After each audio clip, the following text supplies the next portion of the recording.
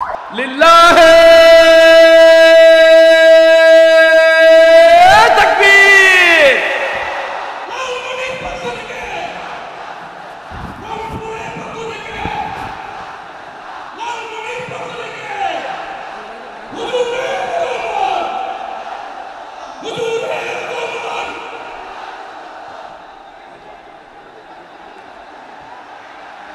আমি একটু দেখতে চাই যে রংপুর বিভাগের কে কোন জেলা থেকে আপনারা এসেছেন। কুড়িগ্রাম থেকে কারা এসেছেন দেখি, কুড়িগ্রাম। মাশাআল্লাহ মাশাআল্লাহ। আচ্ছা, গাইবান্ধা জেলার কে আসছেন? গাইবান্ধা, হ্যাঁ মাশাআল্লাহ। ঠাকুরগাঁও, ঠাকুরগাঁও অনেকে আসছেন। দিনাজপুর জেলা থেকে মাশাআল্লাহ। নীলফামারী, ঠিক আছে, ফিয়ামানিল্লাহ। পঞ্চগড় অনেক আসছে। রংপুর, রংপুর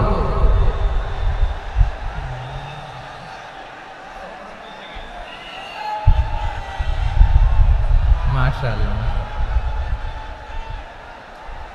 মাশাআল্লাহ, ঠিক আছে। লালমনিরহাটের কারা দেখি, লালমনিরহাট।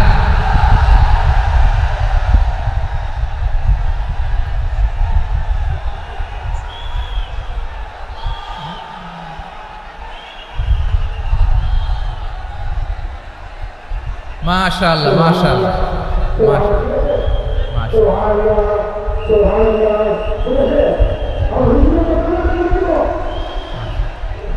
ঠিক আছে ঠিক আছে। আচ্ছা, এই রংপুর বিভাগের বাইরে থেকে অন্য জেলার কারা কারা আসছেন দেখি? তাও আছে অনেক, মাশাআল্লাহ, ঠিক আছে ঠিক আছে। আজকের প্রোগ্রামে উপস্থিত আছেন প্রধান অতিথি হিসেবে অধ্যক্ষ আসাদুল হাবিব দুলু ভাই, সাংগঠনিক সম্পাদক বিএনপি, জাতীয় নির্বাহী কমিটির সভাপতি, জেলা বিএনপি লালমনিরহাট। বিশেষ অতিথি হিসেবে আমাদের অনেক ভাইরা এসছেন, সবাইকে শুকরিয়া জানাই। সভাপতিত্ব করছেন জনাব আব্দুল হাকিম। আইন শৃঙ্খলা বাহিনী, প্রশাসন, ভলান্টিয়ার্স, শুনেছি আমি প্রায় ৫,০০০ ভলান্টিয়ার্স আপনারা নিয়োগ দিয়েছেন। আলহামদুলিল্লাহ আলহামদুলিল্লাহ, অনেক গোছালো প্রোগ্রাম। আমার প্রাণ ঢালা ভালোবাসা জানবেন, আমার হৃদয়ের গহীন থেকে ভালোবাসা নেবেন, শুভেচ্ছা জানবেন সবাই। ঠিক আছে ঠিক আছে। প্রিয় ভাইরা, আমরা আর কাল বিলম্ব না করে মূল আলোচনায় চলে যেতে চাই। আজকে যে টপিকের উপর আমি কথা বলবো, টপিকটা হচ্ছে peaceful coexistence and communal harmony, শান্তিপূর্ণ সহাবস্থান এবং সাম্প্রদায়িক সম্প্রীতি। আমাদের বাংলাদেশে সাম্প্রদায়িক সম্প্রীতি আছে না নাই? আবহমান কাল থেকে আমরা মুসলিম, হিন্দু, বৌদ্ধ, খ্রিস্টান, পাহাড়ি, নৃগোষ্ঠী মিলেমিশে একাকার, আমরা সবাই মিলে বাংলাদেশ। আওয়াজ করে বলেন ঠিক কিনা? আমাদের পারস্পরিক সম্প্রীতি, ভালোবাসা, সৌহার্দ্যপূর্ণ আচরণ, বোঝাপড়া, এটা বেশ মজবুত, বেশ মজবুত। তবে মাঝে মাঝে আমাদের এই সম্প্রীতির ভেতরে অনেকে ফাটল ধরাতে চায়। আমরা যে সুখে আছি, শান্তিতে আছি, এটা অনেকের ভালো লাগে না, ঠিক কিনা বলেন? আমাদের মধ্যে সাম্প্রদায়িক সম্প্রীতি, সৌহার্দ্যপূর্ণ আচরণ, ভালোবাসা, এটা আবহমান কাল ধরে আছে। তার প্রমাণ, আমরা তাফসিরুল মাহফিলের আয়োজন করলে আমাদের হিন্দু ভাইরা ডিস্টার্ব করে না, ঠিক কিনা? এবং আমি যদি বলি হাত তোলেন, হিন্দু ধর্মের কারা কারা এসেছেন, কত শত কত হাজার যে হাত উঠবে, আপনি অবাক হয়ে যাবেন। আমি চাচ্ছি না হাত উঠাতে। খুলনাতে সর্বশেষ যে আমি প্রোগ্রাম করে গেলাম, সেখানে কয়েকশ হিন্দু ভাই আসছে আমাদের আলোচনা শুনতে, আলহামদুলিল্লাহ। অনেক বৌদ্ধরা আসে, অনেক খ্রিস্টানরা আসে। এবার সফরেও অনেক হিন্দু ভাইরা আমার সাথে দেখা করেছে, তারা বলেছে হুজুর আমরা আপনার আলোচনা শুনি, আলহামদুলিল্লাহ বলেন। So it's our responsibility to present our religion to our non-Muslim brothers and sisters. আমাদের অমুসলিম ভাই বোনদের কাছে ইসলামের সৌন্দর্য তুলে ধরা, এটা আমাদের দায়িত্ব। We all are the ambassador of Islam. আমরা প্রত্যেকে দায়িত্বশীল, আমরা প্রত্যেকে এক একজন ইসলামের অ্যাম্বাসেডর, আলহামদুলিল্লাহ বলেন। এজন্য এমনভাবে দ্য বিউটি অফ ইসলাম, ইসলামের সৌন্দর্য আমাদেরকে ফুটিয়ে তুলতে হবে, যাতে করে নন মুসলিমরা শাহাদা পড়ে, কালিমা পড়ে মুসলমান হয়ে যায়। অনেক নন মুসলিম ভাই বোন আমাদের হাতে শাহাদা পড়ে, কালিমা পড়ে মুসলমান হয়েছে, অনেক। সো আমরা যেন ইসলামের বিউটিটাকে তুলে ধরতে পারি এবং এই যে সম্প্রীতি এটাকে যেন আমরা অটুট রাখতে পারি। আদতে বাংলাদেশের ইতিহাস বলে আমাদের দেশে কোনো দাঙ্গা নাই, আছে? লালমনিরহাটের ভাইয়ের আওয়াজ করে বলেন, আমাদের দেশে হিন্দু মুসলিম দাঙ্গা আছে? আমরা ভাই ভাই, আওয়াজ করে বলুন তো আমরা কি ভাই ভাই। কিন্তু কিছু দুষ্ট লোক আছে, তারা আমাদের সম্পর্কের মধ্যে ফাটল ধরাতে চায়, ঠিক কিনা বলেন? মাঝে মাঝে ঝগড়া লাগাতে চায়। দেখবেন পত্রপত্রিকায় দেখা যায় বিভিন্ন ধর্মীয় উপাসনালয়গুলোতে হামলা চালানো হয়। এগুলো রাজনৈতিক উদ্দেশ্য প্রণোদিত, এগুলোর সাথে ইসলামের কোনো সম্পর্ক নাই। এজন্য এই দুর্বৃত্তদের ব্যাপারে আমাদের সাবধান থাকতে হবে। আমরা সবসময় যেমনি ঐক্যবদ্ধ, ইউনাইটেড, আমরা যদি এরকম ইউনাইটেড থাকি, এই সমস্ত দুর্বৃত্তদের কালো হাত ভেঙে দিতে আমাদের 1 ঘন্টাও লাগবে না। চিল্লায় বলো ঠিক কিনা? আমরা সংঘবদ্ধ থাকবো। এই যে আমাদের পিসফুল কোএক্সিস্টেন্স, শান্তিপূর্ণ সহাবস্থান। হিন্দুরা পূজা করে, যেদিন হিন্দুদের পূজা অনুষ্ঠান আমরা ওই দিন তাফসির মাহফিল করি না, ঠিক কিনা বলেন? যেদিন আমাদের তাফসিরুল কোরআনের প্রোগ্রাম, ওই দিন আমাদের হিন্দু ভাইরা ডিস্টার্ব করে না। সুবহানাল্লাহ। হিন্দুদের পূজা অনুষ্ঠানে মাদ্রাসার ছাত্র যে পাহারা দেয়, গোটা বিশ্বে এরকম দৃষ্টান্ত নজির বিরল, ঠিক কিনা বলেন? আইন শৃঙ্খলা বাহিনীর পাশাপাশি মাদ্রাসার ছাত্ররা যে সেখানে পাহারা দেয়, গোটা পৃথিবীতে এই দৃষ্টান্ত আপনি পাবেন। মাদ্রাসার ছাত্ররা তারা তো কোরআনের ধারক, তারা হাদিসের ধারক, তারা কেন মন্দির পাহারা দিবে? এই সম্প্রীতিকে ধরে রাখার জন্য, এই সৌহার্দ্যকে ধরে রাখার জন্য, আমাদের পারস্পরিক ভালোবাসাকে অটুট রাখার জন্য। আওয়াজ করে বলতে হবে ঠিক কিনা? এখন বলেন, আমাদের এই ভালোবাসা অটুট থাক আমরা চাই কি চাই না? আমরা হিন্দু মুসলিম মিলেমিশে শান্তিপূর্ণ সহাবস্থান, সাম্প্রদায়িক সম্প্রীতি, লালমনিরহাটের ভাইয়ের আওয়াজ করে বলুন, এই সাম্প্রদায়িক সম্প্রীতি আমরা চাই কি চাই না? আল্লাহ এই দেশকে তুমি বরকতময় করো, বাংলাদেশকে তুমি শান্তিময় করো। আওয়াজ করে সবাই বলেন আমিন। এই জায়গাটাতে সামান্য একটু আওয়াজ হচ্ছিল, এটাও থেমে গেছে। আলহামদুলিল্লাহ, আলহামদুলিল্লাহ। এখন একেবারে everything is in my control. মাশাআল্লাহ। ঠিক আছে, আমি মূল আলোচনায় যাই। প্রিয় ভাইরা, আমি বলেছিলাম আমার আলোচনার বিষয় হচ্ছে শান্তিপূর্ণ সহাবস্থান, সাম্প্রদায়িক সম্প্রীতি। আমরা দেখব ইসলাম আমাদেরকে কি কি দিক নির্দেশনা দেয়। শান্ত হইতে হবে। খরগোশের কানের মতো কান দুটো আমার দিকে করে রাখেন। আমি এখনো উঠে যাব, হাত মারায় লাভ নাই, আমি উঠে যাব। তাকায় থাকো আর কান খাড়া, আওয়াজ হবে না। হ্যাঁ, মাশাআল্লাহ, মাশাআল্লাহ, ঠিক আছে। আমরা দেখব যে রাসূল সাল্লাল্লাহু আলাইহি ওয়াসাল্লাম এই পিসফুল কোএক্সিস্টেন্সের জন্য আমাদের কি শিখিয়েছেন, কি কি গাইডলাইন দিয়েছেন। আমরা 1, 2, 3, 4 করে এগুলো আপনাদের সাথে শেয়ার করব। আমি আপনাদের খেদমতে সূরাতুল আনআমের 108 নম্বর আয়াত তেলাওয়াত করেছি। এখানে আল্লাহ রাব্বুল ইজ্জা ওয়াল জালাল তিনি ইরশাদ করছেন, ওয়ালা তাসুবুল্লাযীনা ইয়াদউনা মিন দুনিল্লাহি ফায়াসুবুল্লাহা আদওয়ান বিগাইরি ইলম কাযালিকা যায়্যান্না লিকুল্লি উম্মাতিন আমালাহুম সুম্মা ইলা রাব্বিহিম মারজিউহুম ফায়ুনাব্বিউহুম বিমা কানু ইয়ামালুন। রব্বুল আলামিন বলেন, গোলাম ও আমার ইমানদার বান্দারা শোনো শোনো, ও আমার বিশ্বাসী বান্দারা শোনো শোনো, লা তাসুবুল্লাযীনা ইয়াদউনা মিন দুনিল্লাহ ফায়াসুবুল্লাহা আদওয়ান বিগাইরি ইলম। ও আমার বিশ্বাসী বান্দারা, যারা আল্লাহকে ব্যতি রেখে, আল্লাহকে বাদ দিয়ে অন্য উপাস্যকে ডাকে, দেবীর পূজা করে, তোমরা খবরদার তাদের গালি দিও না। আওয়াজ করে বলেন কি দিও না? আল্লাহ বলেন, ও বিশ্বাসীরা শোনো, যারা আল্লাহকে ব্যতি রেখে দেবীর পূজা করে, অন্য উপাস্যের পূজা করে, তাদেরকে ডাকে, ওই দেবতাদেরকে তোমরা গালি দিও না। যদি ওই দেবতাদেরকে গালি দাও তাহলে ভুলবশত, শত্রুতাবশত তারা তোমাদের রব আল্লাহকে গালি দেবে, ঠিক কিনা? তোমরা যদি তাদের দেবতাদের গালি দাও, ওরা রেগে তোমার আল্লাহরে গালি দিবে, তাহলে আল্লাহরে গালি খাওয়ানোর কারণ হয়ে গেলাম আমি, ঠিক কিনা বলেন?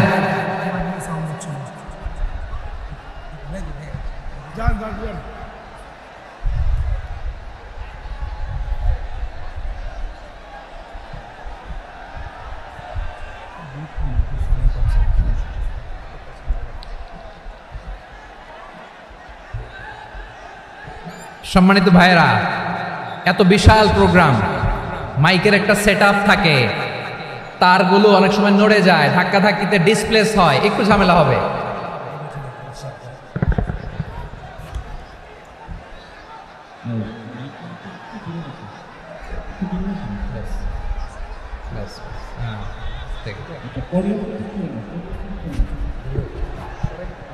ঠিক আছে, একটু একটু সমস্যা হবে মাঝে মাঝে। আপনারা শান্ত থাকলে, শান্ত থাকতে হবে। এইভাবে সাউন্ড নাই, এই নাই, এই বলতে বলতে আমার সময়ও নাই, উঠে যেতে হবে, এগুলো বোকামি। এই বিভাগীয় প্রোগ্রামগুলোতে যাই, চিৎকার চেঁচামেচি করে তোমরা আসো, সময় শেষ, আমাকে উঠে যেতে হয়, আমরা তো বঞ্চিত হলাম। গুরুত্বপূর্ণ অনেক কথা শোনাবো তোমাদের, অনেক। প্রিয় ভাইরা, আপনারা শান্ত হয়ে বসুন, শান্ত হয়ে। রব্বুল আলামিন বলেন, খবরদার বিশ্বাসীরা, আল্লাহ ছাড়া যারা অন্যান্য উপাস্যদেরকে ডাকে, দেবতাদেরকে ডাকে, তাদেরকে তোমরা গালি দিও না। ওই সমস্ত দেবতাদেরকে যদি তোমরা গালি দাও, তাহলে তারা আল্লাহকে গালি দিবে, ঠিক কিনা বলে? আমরা দেবতাদের গালি দিলে ওরা আল্লাহকে গালি দিবে। রব্বুল আলামিন বলেন, খবরদার দেবতাদেরকে গালি দিও না, তাহলে ওরা তোমার রব আল্লাহরে গালি দেবে। প্রতিটি জাতির জন্য তাদের কাজকে আমি আল্লাহ সুশোভিত করে রেখেছি, তারা সবাই একদিন আমার কাছেই ফিরে আসবে। এরপর আমি রব্বুল আলামিন তাদের আমলনামা তাদেরকে জানিয়ে দেব। সুবহানাল্লাহ পড়ে। প্রিয় ভাইয়েরা, আল্লাহ তাআলা বলেছেন, খবরদার গালি দিও না। আদেশটা কার? আওয়াজ করে বলেন তো। হিন্দুদের দেবতা দেবদেবীদেরকে গালি দেওয়া যাবে না, আওয়াজ করে বলুন প্রিয় ভাইয়েরা, এই আদেশটা কার? এই আপনাদের গলার আওয়াজ। অন্য ধর্মের দেবতাদেরকে যে গালি দেওয়া যাবে না, এই আদেশটা কার? আরো জোরে বলুন, কার? গালি দিবেন কোন দেবতাকে? দিবেন? যদি দেন তাহলে ওরা আল্লাহরে গালি দিবে, তাহলে আল্লাহরে গালি খাওয়াইলো কে? আপনি, ঠিক কিনা বলেন? আমি আল্লাহকে গালি খাওয়ানোর কারণ হলাম, কারণ আমি যদি গালি না দিতাম, ওরা আমার রবকে গালি দিত না। আওয়াজ করে বলেন ঠিক কিনা? তাহলে প্রিয় ভাইয়েরা, ইসলাম আমাদেরকে শিখায়, সূরাতুল আনআমের 108 নম্বর আয়াত থেকে আমরা বুঝলাম, কোন ধর্মকে ছোট করা যাবে না। অন্য ধর্মকে ছোট করা মানে ইসলামকে ছোট করা। অন্য ধর্মের দেবতাকে গালি দেওয়া মানে আল্লাহকে গালি খাওয়ানো। আওয়াজ করে বলেন ঠিক কিনা? খবরদার, এটা করা যাবে না। আর অন্য ধর্মের দেবতাকে যদি আপনি গালি দেন, ওরা ইসলাম থেকে দূরে সরে যাবে। যাও ইসলামের প্রতি আকৃষ্ট হয়েছিল, আর কোনোদিন ইসলামের ধারে কাছে আসবে না। আওয়াজ করে বলেন ঠিক কিনা? এজন্য কখনো কোনোদিন অন্য ধর্মের দেবতাদেরকে গালি দেওয়া যাবে না। অন্য ধর্মের কোনো দেবতাদেরকে আমরা গালি দিব না, গালি দিব না, বরং ইসলামের beauty, the beauty of Islam, ইসলামের সৌন্দর্যকে আমরা তুলে ধরব। আমরা যদি বিশ্বনবী সাল্লাল্লাহু আলাইহি ওয়াসাল্লামের জীবনের দিকে তাকাই, তাহলে আমি দেখব বিষ্ণু ইসলাম মক্কাতে কিংবা মদিনাতে অন্য ধর্মের লোকদের সাথে খুব পিসফুলি লাইফ লিড করেছেন। হোক মুশরিক, হোক খ্রিস্টান, হোক ইহুদি, বিশ্বনবী সবার সাথে মিলেমিশে ছিলেন। আলহামদুলিল্লাহ বলেন। ইসলাম হচ্ছে পিসফুল রিলিজিয়ান। অন্য ধর্মের প্রতি সহনশীলতার সবক ইসলাম আমাদেরকে দেয়। কিন্তু প্রতিটি মুসলিমের এটা মনে রাখতে হবে, আল্লাহর কাছে পছন্দনীয় গ্রহণযোগ্য ধর্ম, জীবনাদর্শ একটি, সেটা হচ্ছে ইসলাম। আওয়াজ করে বলেন সেটা কি? লালমনিরহাটের ভাইয়েরা আওয়াজ করে বলুন, আল্লাহর কাছে মনোনীত ধর্ম একটি, সেটা কি? এজন্য রব্বুল আলামিন বলেন, ইন্নাদ-দীনা ইনদাল্লাহিল ইসলাম, আল্লাহর কাছে মনোনীত গ্রহণযোগ্য অ্যাকসেপ্টেড ধর্ম মতাদর্শ একটা, সেটা হলো ইসলাম। ইসলাম ছাড়া অন্য কোনো ধর্ম যদি কেউ তালাশ করে, তার ওই ধর্ম আল্লাহ গ্রহণ করবে না। ওয়ামান ইয়াবতাগি গায়রাল ইসলামি দীনান ফালান ইউকবালা মিন ওয়া হুয়া ফিল আখিরাতি মিনাল খাসিরিন। whoever seek anything except Islam, that won't be accepted from him, and he will be loser in the day of judgment. কিয়ামতের দিন ইসলাম ছাড়া কেউ যদি অন্য কোনো ধর্ম তালাশ করেছে দুনিয়াতে, তার এই মতাদর্শ গ্রহণ করা হবে না, and he will be loser. সে হবে লুজার, ক্ষতিগ্রস্ত, হাই হাই কোম্পানির ম্যানেজার। ওর আমও শেষ, সালাও শেষ। আওয়াজ করে বলেন ঠিক কি না? এজন্য ইসলাম পেয়ে আমরা খুশি না বেজার? প্রত্যেক নামাজ শেষে আমরা আল্লাহরে বলি, আল্লাহ রাদিতু বিল্লাহি রাব্বা ওয়া বিল ইসলামি দীনা ওয়া বি মুহাম্মাদিন নাবিয়ান ওয়া রাসূলা। ও আল্লাহ, তোমারে রব হিসেবে পেয়ে আমরা খুশি। ও আল্লাহ, ইসলামকে ধর্ম হিসেবে পেয়ে আমরা খুশি। বিশ্বনবীকে আমাদের রাসূল পেয়ে আমরা খুশি। ঠিক কিনা বলে? ইসলাম ছাড়া অন্য কোনো ধর্ম আমরা গ্রহণ করব না। ঠিক কিনা বলেন? আল্লাহর কাছে অ্যাকসেপ্টেড রিলিজিয়ান একটা, সেটা ইসলাম। তো বিশ্বনবী সাল্লাল্লাহু আলাইহি ওয়াসাল্লাম মক্কাতে কিংবা মদিনাতে খুব পিসফুলি এক্সিস্ট করেছেন, যে কোনো ধর্মের সাথে মিলেমিশে চলেছেন। তার প্রমাণ আমরা যদি রাসূল সাল্লাল্লাহু আলাইহি ওয়াসাল্লামের বায়োগ্রাফির দিকে তাকাই, তাহলে দেখব তিনি মুশরিকদের সাথে পিস ট্রিটি করেছেন, শান্তি চুক্তি, পিস ট্রিটি, পিস এগ্রিমেন্ট। আপনারা হুদাইবিয়ার সন্ধির নাম শুনেছেন? আমার লালমনিরহাটের কলিজার টুকরা ভাইয়েরা, হুদাইবিয়ার সন্ধির নাম আপনারা শোনেন নাই? ষষ্ঠ হিজরিতে বিষ্ণু ঈসা ইসলাম মুশরিকদের সাথে এই ট্রিটি করেছেন, চুক্তি। কাদের সাথে? মুশরিকদের সাথে। আমরা তো মুসলমান বসতে পারি না, আমরা দুই মুসলিম ভাই একসাথে বসে চা খেতে পারি না, গল্প করতে পারি না। বিষ্ণু ঈসা ইসলাম মুশরিকদের সাথে ট্রিটি করেছেন, হুদাইবিয়ার সন্ধি। এই সন্ধির আগে মক্কা থেকে কেউ মদিনায় যেতে পারে না, মদিনা থেকে কেউ মক্কায় যেতে পারে না। কিন্তু এই সন্ধির পরে ট্রাফিক স্বাভাবিক হয়ে গেল, মক্কার লোকেরা মদিনায় আসতে পারে, মদিনার লোকেরা মক্কায় আসতে পারে। এটাকে বলে সুলহে Hudaibiya, the peace agreement of Hudaibiya, শান্তি চুক্তি। আমরা পৃথিবীতে এখন অনেক শান্তি চুক্তির নাম শুনি, এগুলো সব the piece treaty of Hudaibiya থেকে কপি করা। আল্লাহু আকবার।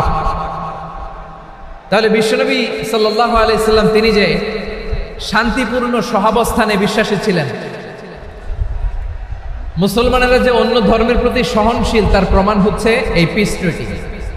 শুধু তাই নয়, মাইকের সাউন্ডটা একটু বাড়াই দিতে হবে, খুব দুর্বল, একটু মজবুত করতে হবে, আর একটু ক্লিন করতে হবে, আর সবগুলা জায়গায় সাউন্ড যাচ্ছে কিনা একটু ক্রস চেক করতে হবে। হ্যাঁ, পাবেন দিচ্ছে mike operator, he is trying his level best, দিচ্ছে। মাইক অপারেটর যিনি আছেন, প্রতিটি জায়গায় প্রতিটি সাউন্ড বক্সে যেন আওয়াজ পাওয়া যায়, একটু ক্রস চেক করেন, সাউন্ডটাকে একটু স্ট্রং করে দেন। হ্যাঁ, ঠিক আছে, মাশাআল্লাহ। এদিকে তাকান, এদিকে। মক্কার পার্ট গেল, পিস এগ্রিমেন্ট করলেন, শান্তি চুক্তি। বিষ্ণু ঈসা ইসলাম মদিনায় যে কি করলেন? মদিনায় যে বিষ্ণু ঈসা ইসলাম মদিনা চার্টার করলেন, মদিনা সনদ, সাহিফাতুল মদিনা, এটার বলে মদিনা চার্টার। যে ওয়েস্টে, ইউরোপে, আমেরিকাতে তারা অনেক চার্টার করে, এই সব চার্টার মদিনা চার্টার থেকে কপি করা। আওয়াজ করে পড়েন সুবহানাল্লাহ। বিষ্ণু ঈসা ইসলাম মদিনায় গেলেন, মদিনাতে মুসলিম, মুশরিক, ইহুদি, এই তিন ধর্মের লোক মিলে সব স্টেক হোল্ডার যারা আছে সবাইকে নিয়ে বিষ্ণু ঈসা ইসলাম মদিনা চার্টার করলেন, মদিনা সনদ। পড়েন সুবহানাল্লাহ। শুধু তাই নয়, মক্কাতে বিশ্বনবী পিস এগ্রিমেন্ট করলেন, শান্তি চুক্তি মুশরিকদের সাথে।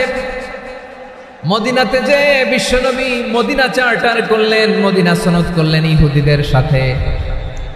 আবার মদিনাতে বিশ্বনবী ইহুদিদের সাথে পিস ডায়ালগ করলেন, ইন্টারফেথ ডায়ালগ করলেন, আন্তধর্মীয় সংলাপ করলেন। যে সংলাপের মূল ভিত্তি ছিল তাওহীদ।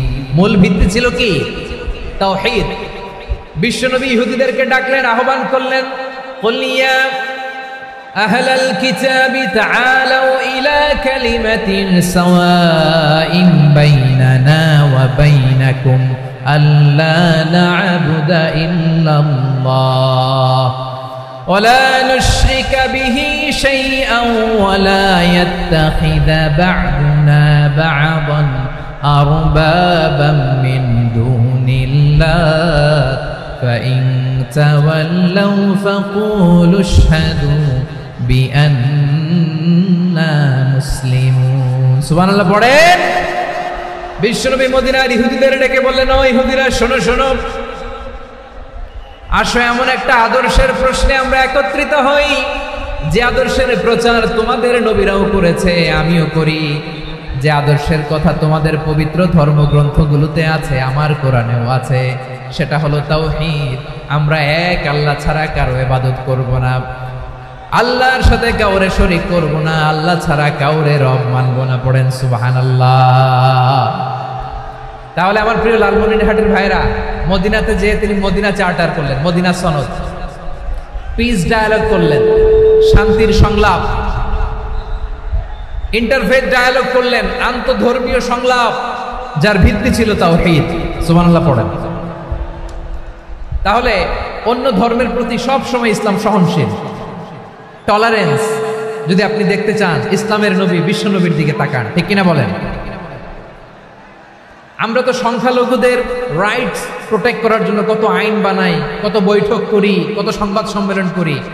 বিষ্ণু সাল্লাল্লাহু আলাইহি ওয়াসাল্লাম সংখ্যালঘুদের রাইটসের ব্যাপারে, অধিকারের ব্যাপারে যে কথা বলেছেন, শুনলে আপনি অবাক হয়ে যাবেন।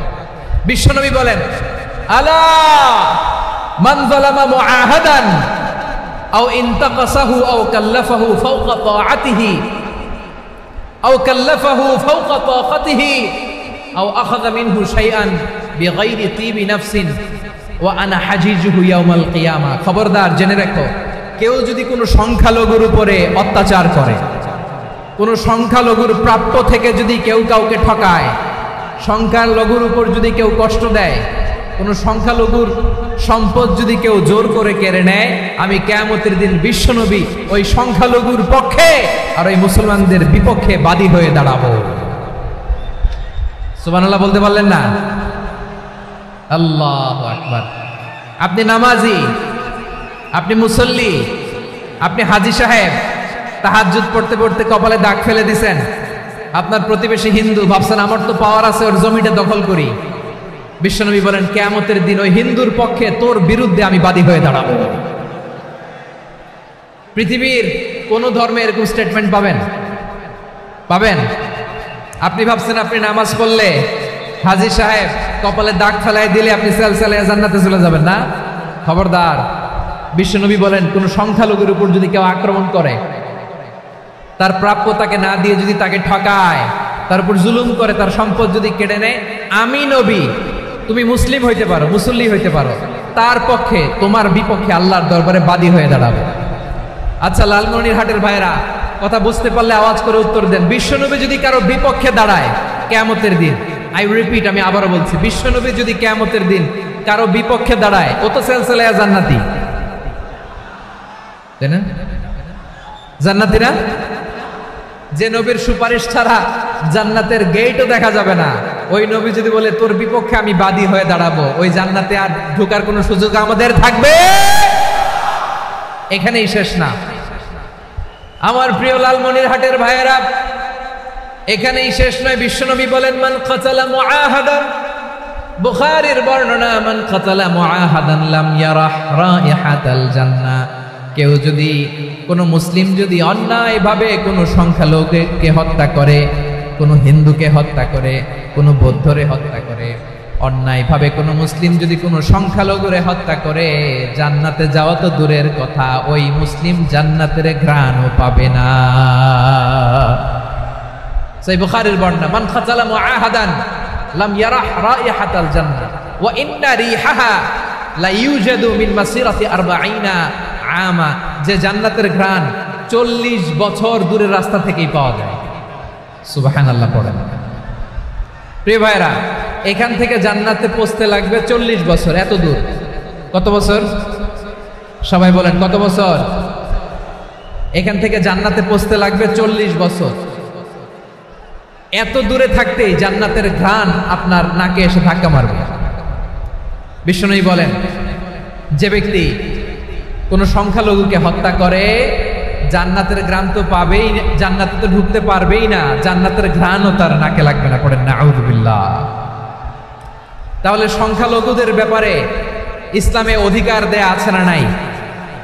লালমনিরহাটের ভাইয়ের আওয়াজ করে বলেন, আমার সংখ্যালঘু হিন্দু ভাইদের রাইটস, অধিকার আমাদের ইসলামে প্রোটেক্টেড আছে না নাই? এখানেই শেষ না। বিষ্ণু ইসলাম আপনার অমুসলিম প্রতিবেশীর সাথে ভালো আচরণ করতে বলেছে।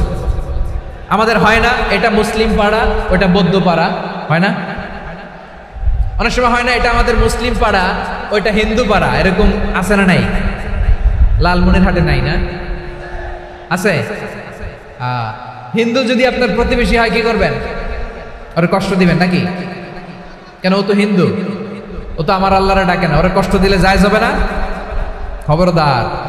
বিষ্ণু ইসলাম বলেন, মান কানা ইউমিনু বিল্লাহ ওয়াল ইয়াউমিল আখির ফালিউকরিম জারাহ, যে আল্লাহ বিশ্বাস করে আর আখিরাতে বিশ্বাস করে সেজন্য প্রতিবেশীর সাথে ভালো আচরণ করে। সুবহানাল্লাহ। কলিজা জুড়ায় যায় না আমার নবীর কথাগুলো শুনলে? যে আল্লাহ বিশ্বাস করে, যে আখিরাতে বিশ্বাস করে সেজন্য প্রতিবেশীর সাথে ভালো আচরণ করে। এখানে বলছে মুসলিম প্রতিবেশী বলছে,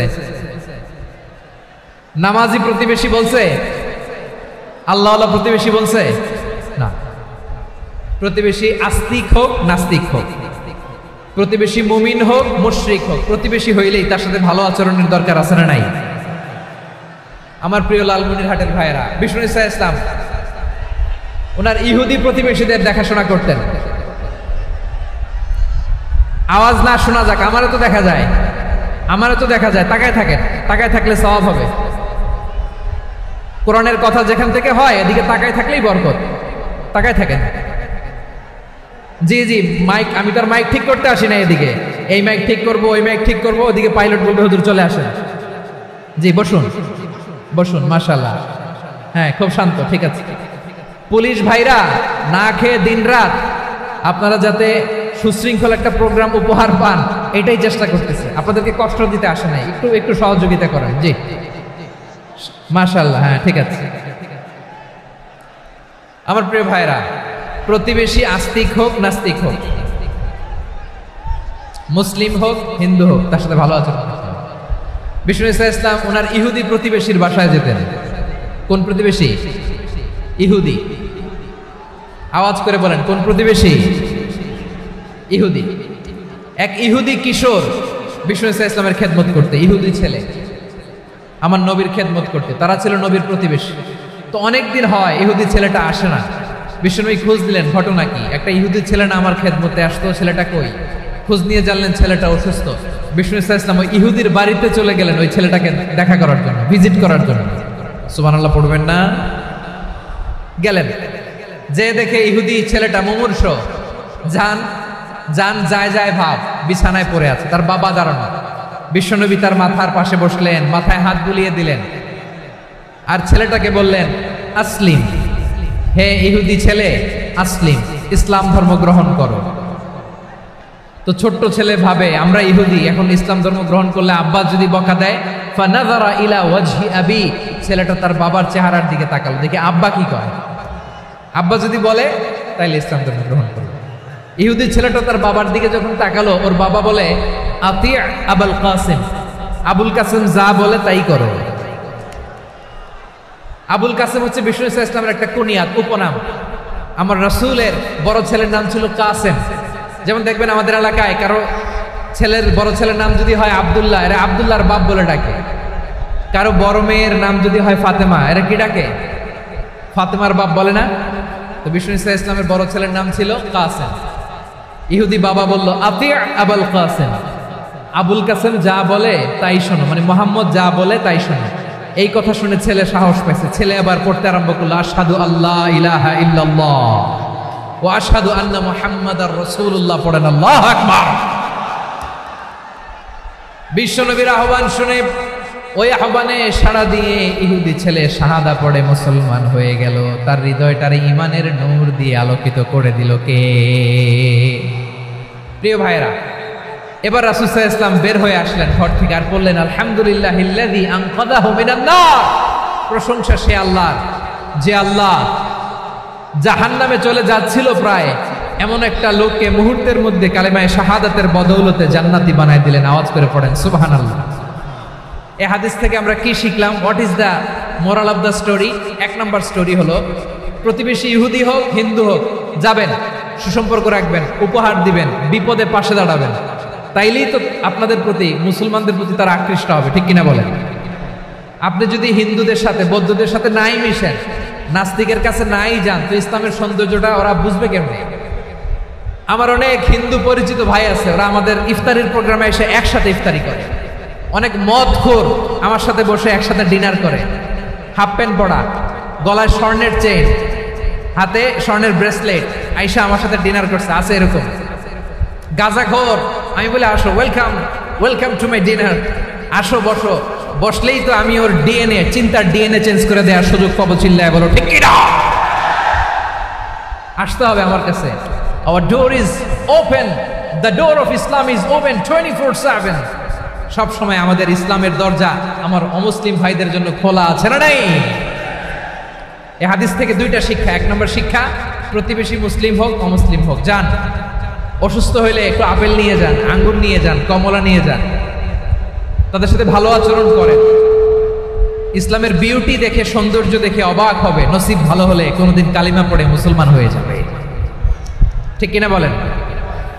তাহলে অমুসলিমের সাথে ভালো সম্পর্ক। বিশ্বনবী ইহুদির বাড়িতে গেলেন, ইহুদির বাড়ি, আর আমার মুসলমান ভাই আমার কাফের বলে, এরকম আছে না নাই? মুসলিমরা দেখতে পারে না, সহ্য করতে পারে। বিশ্বনবী সাল্লাল্লাহু আলাইহি ওয়াসাল্লাম ইহুদির বাড়িতে গেলেন, এটা একটা শিক্ষা। আরেকটা শিক্ষা হলো, ভাইয়েরা ধাক্কা মেরে এসে সামনে এসে কি লাভ? প্রোগ্রাম তো শেষ হচ্ছে, এখনই শেষ হচ্ছে। তো এই যে আমাদের বকশি ভাই ওয়াদা নিল, হাত তোলালো, মিম বলে এত কথা বলল, তো আমি জেলায় জেলায় যে খালি হাত নাড়াই তোমাদের জন্য নাকি? হ্যাঁ, হাত নাড়াই শুধু। এই ধাক্কাইতে ধাক্কাইতে এদিকে এসে হাত নাড়াইতেছে, হয়েছে তো, দেখলাম তো, ঠিক আছে, মাশাআল্লাহ, অনেক সুশৃঙ্খল, অন্যান্য যে কোনো জেলার চেয়ে অনেক সুশৃঙ্খল। আমার দিকে তাকাও, আমার দিকে তাকাও, ঠিক আছে। এই যে দাঁড়িয়ে আছে, একটা ছেলে নড়ে না, দেখছেন? মাশাআল্লাহ মাশাআল্লাহ মাশাআল্লাহ। হ্যাঁ, এইভাবেই। আর কয়েকটা মজাদার কথা আছে, শোনো। এই হাদিস থেকে আমাদের শিক্ষা হলো, আমার প্রতিবেশী যেই ধর্মের হোক আমি সম্পর্ক রাখবো। অসুস্থ হলে যাব, কি বলেন ভাইরা? যাবেন না? যাবেন না আপনারা? আচ্ছা, 2 নম্বর শিক্ষা হলো, বিষ্ণু ঈসা ইসলামের খাদেম ছিল ইহুদি, এতদিন খেদমত করলো, একদিনও বিশ্বনবী ওরে কালিমার দাওয়াত দেয় নাই। কারণ কি? বিশ্বনবী একটা ভালো সময়ের অপেক্ষা করতেছিলেন, প্রপার টাইমিং। দাঈর কাজ হচ্ছে দাঈ ইলাল্লাহ, সে হচ্ছে সুযোগ সন্ধানী। দাঈ সুযোগ খোঁজে, কখন দাওয়া দিলে ব্যাটে বলে হবে, ঝোপ বুঝে কোপ মারে, ঠিক কিনা বলেন? বিষ্ণু ঈসা ইসলাম ভালো সময়ের অপেক্ষা করতেছিলেন, দেখি ভালো সময় আসুক আসুক আসুক আসুক। আস্তে আস্তে এমন সময় আসছে, ছেলে এবার মুমূর্ষ। অসুস্থ ব্যক্তির হৃদয় অত্যন্ত নরম থাকে, হসপিটালে যখন কেউ যায় তার হৃদয়টা বড্ড নরম থাকে, মৃত্যুর ভয়ে তার অন্তরটা নরম থাকে, ঠিক কিনা বলেন? এই প্রপার টাইমিং এর অপেক্ষা করতেছিলেন। যখনই টাইমিং পেয়েছেন, দাওয়াত দিলেন, পড়ো লা ইলাহা ইল্লাল্লাহ, সুবহানাল্লাহ পড়েন সবাই। তাহলে ইসলাম অমুসলিম প্রতিবেশীর সাথে ভালো আচরণ করতে বলে। ইসলাম অমুসলিম মাতা পিতার সাথেও ভালো আচরণ করতে বলে। মাতা পিতা যদি অমুসলিম হয়, তারা ফেলে দিতে পারবেন? পারবেন? পারবেন? আমার লালমনিরহাটের ভাইয়েরা, অনেক হিন্দু ছেলে আমাদের হাতে শাহাদা পড়ে মুসলিম হয়, কিন্তু ওর মা মুসলমান হয় নাই, বাবাও হয় নাই, এরকম আছে না নাই? তো ও হয়েছে মুসলিম, মা বাপ হিন্দু, এখন মা বাপ কি বাদ? হ্যাঁ, মা বাপ বাদ দেয়া যাবে? যেই মা আপনারা 9 মাস 8 মাস পেটে ধারণ করলো, আপনার মায়ের নার ছেঁড়া ধন, আপনি ওই মারে বাদ দিতে পারবেন? যে মায়ের বুকের তাজা দুধ খেয়ে আপনি আজকে বাড়ন্ত তাজা তরতাজা, ওই মারে বাদ দেয়া যাবে? মায়ের এক ধারে দুধের দাম, কাটিয়া গায়ের চাম, পাপোশ বানাইলে ঋণের শোধ হবে না, এমন দরদি ভাবে কেউ হবে না আমার মাহা গো। মায়ের এক ধারে দুধের দাম, কাটিয়া গায়ের চাম, পাপোশ বানাইলে ঋণের শোধ হবে না, এমন দরদি ভাবে কেউ হবে না আমার মাহা গো, ঠিক কিনা? মাকে তো বাদ দেওয়া যায় না। وقضى ربك ألا تعبدوا إلا إياه وبالوالدين إحسانا আল্লাহ বলে অবধারিত দুইটা ভার্ডিক তোমাদের জন্য, এক আল্লাহর ইবাদত করবা আর মা বাবার প্রতি ইহসান করবা। আদেশটা কার? মা বাবার প্রতি ইহসান করতে হবে। আমার মা হিন্দু হোক ভালো আচরণ করতে হবে, বৌদ্ধ হোক ভালো আচরণ করতে হবে। আমার যে সমস্ত হিন্দু ভাইয়েরা মুসলিম হয়েছে, তোমাদের মা বাবা এখনো মুসলমান হয় নাই, তাদের সাথে ভালো আচরণ করতে হবে। আপনাদের খেদমত নিজে করতে হবে অথবা খেদমতের ব্যবস্থা করাই দিতে হবে। মান্থলি যে খরচ লাগে এটা দিতে হবে। আরে তুমি এখন মুসলিম, তোমার মা বাবা হিন্দু, এখনই তো সুযোগ ইসলামের সৌন্দর্য দেখানো। এখন মা বাবা যদি দেখে আরে এটা হিন্দু থাকতে তো বদমাইশ ছিল, বেয়াদব ছিল, কি এমন ধর্ম সে গ্রহণ করলো যেটা গ্রহণের সাথে সাথে সে পাল্টে গেল? কি এমন ধর্ম সে গ্রহণ করেছে যেটা তার জীবনকে আলোকিত করে দিয়েছে? নসিব ভালো হইলে তারাও কালিমা পড়ে মুসলমান হয়ে যাবে। বিষ্ণু ইসলামের স্ত্রীর নাম ছিল আয়েশা রাদিয়াল্লাহু তাআলা আনহা, আবু বকর রাদিয়াল্লাহু তাআলা আনহুর মেয়ে। আবু বকর রাদিয়াল্লাহু তাআলা আনহুর আরেক মেয়ের নাম হচ্ছে আসমা। কি নাম? দুজনই আবু বকর রাদিয়াল্লাহু তাআলা আনহুর মেয়ে, আসমা আর আয়েশা। নাম দুইটা কেমন লাগে? আসমা নামটা কেমন লাগে? আয়েশা নামটা কেমন লাগে? সবার ভালো লাগে নাই? নাম দুটো আপনাদের ভালো লাগে? লালমনিরহাটে অনাগত যদি কন্যা সন্তান হয়, যদি মনে চায় আসমা রেখে দিতে পারবে, যদি মনে চায় আয়েশা রেখে দিয়েন। দেশে বিদেশে এয়ারপোর্টে রাস্তাঘাটে শুধু বলে হুজুর একটা নাম দেন, আমার ছেলের একটা নাম দেন, মেয়ের একটা নাম দেন। তো আমার মনে আছে যশোরের আবদিনের মাহফিলে আমি একটা দুইটা নাম দিয়েছিলাম। আজকে লালমনিরহাটের এই প্রোগ্রামে কন্যা সন্তান যদি হয় দুটা নাম দিলাম, আসমা কিংবা আয়েশা। ইনশাআল্লাহ পড়েন। দুজন বোন, এক মায়ের নাম, বাবা এক মা দুজন। আয়েশা রাদিয়াল্লাহু তাআলা আনহার মায়ের নাম উম্মে রুমান, আর আসমা রাদিয়াল্লাহু তাআলা আনহার মায়ের নাম কুতাইলা বিনতে আব্দুল উজ্জা। আবু বকর রাদিয়াল্লাহু তাআলা আনহু 4টা বিয়ে করেছিলেন। তো একই ঘটনা ঘটেছে এই ফ্যামিলিতে। আসমা ইসলাম ধর্ম গ্রহণ করে মুসলিমা, কিন্তু তার মা কুতাইলা মুশরিকা। আই রিপিট, বোঝার জন্য আমি আবারও বলি, আসমা রাদিয়াল্লাহু তাআলা আনহা মুসলিমা, আর আসমার মা কুতাইলা, আওয়াজ করে বুঝে থাকলে বলেন, আসমার মা মুশরিকা। তার মানে মেয়ে মুসলিম, মা অমুসলিম। ভেজাল আছে না নাই? কিন্তু কুতাইলা আর ধৈর্য ধারণ করতে পারে না। নার ছেড়া ধন, কলিজার টুকরা ধন, কলিজার টুকরা সন্তান আসমারে দেখতে বড্ড মন চায়। সাইয়েদনা আসমা রাদিয়াল্লাহু তাআলা আনহা মক্কা থেকে হিজরত করে মদিনায় চলে গেলেন। হুদাইবিয়ার পর যখন মক্কা মদিনার ট্রাফিক স্বাভাবিক হলো, মক্কার লোক মদিনায় যায়, মদিনার লোক মক্কায় আসে। কুতাইলা কলিজার টুকরা সন্তান আসমারে দেখার জন্য কিছু উপহার নিয়ে বিশাল মরুপথ পাড়ি দিয়ে মক্কা থেকে মদিনায় যায়। সুবহানাল্লাহ বলে। এখন মা আসছে মেয়ের সাথে দেখা করতে, মেয়ে তো আর দেখা দেয় না। মেয়ে ভাবছে আমার মা তো মুশরিকা, অপবিত্রা, তার সাথে কি দেখা দেয়া যাবে? বিশ্বনবীর দরবারে চলে গেলেন। সুবহানাল্লাহ বলেন। কি সৌভাগ্যবান ছিল তারা, মাসলা জানার দরকার হলেই নবীর দরবারে চলে যেত। ঘরে বউয়ের সাথে ঝগড়া হলে নবীর দরবারে চলে যেত। অনেক সাহাবী বলে আমার পেটে ক্ষুধা লাগলো আমি নবীর কাছে চলে যেতাম, কারণ নবীর চেহারার দিকে তাকালেই আমার পেটের ক্ষুধা মিটে যেত।